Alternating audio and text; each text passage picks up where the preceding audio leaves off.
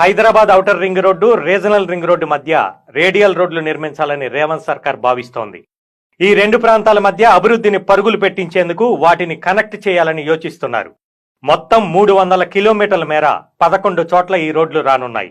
అందుకు సంబంధించిన కసరత్తు జరుగుతోంది. తెలంగాణ సూపర్ గేమ్ చేంజర్ గా హైదరాబాద్ రీజనల్ రింగ్ రోడ్డు ప్రాజెక్టును పట్టాలెక్కిస్తున్న సంగతి తెలిసిందే. ప్రస్తుతం ఔటర్ రింగ్ రోడ్డుకు సుమారుగా 40 కిలోమీటర్ల దూరం నుంచి పలు జిల్లాలను కలుపుతూ మొత్తం 350 కిలోమీటర్ల మేర రీజనల్ రింగ్ రోడ్డును నిర్మించ తలపెట్టారు. ఉత్తర దక్షిణ 2 భాగాలుగా నిర్మిస్తున్న ఈ రహదారి పూర్తయితే సగం తెలంగాణ అభివృద్ధి చెందుతుందని సర్కార్ భావిస్తోంది. ఇటీవలే 161.59 కిలోమీటర్ల మేర నిర్మించనున్న త్రిబులార్ ఉత్తర భాగానికి NHAI టెండర్లు పిలిచింది. 189 కిలోమీటర్ల మేర నిర్మించనున్న దక్షిణ భాగం నిర్మాణానికి DPR రూపకల్పనకు కన్సల్టెన్సీ సంస్థ కోసం రేవంత్ సర్కార్ టెండర్లు పిలిచింది. అయితే outer ring road, regional ring road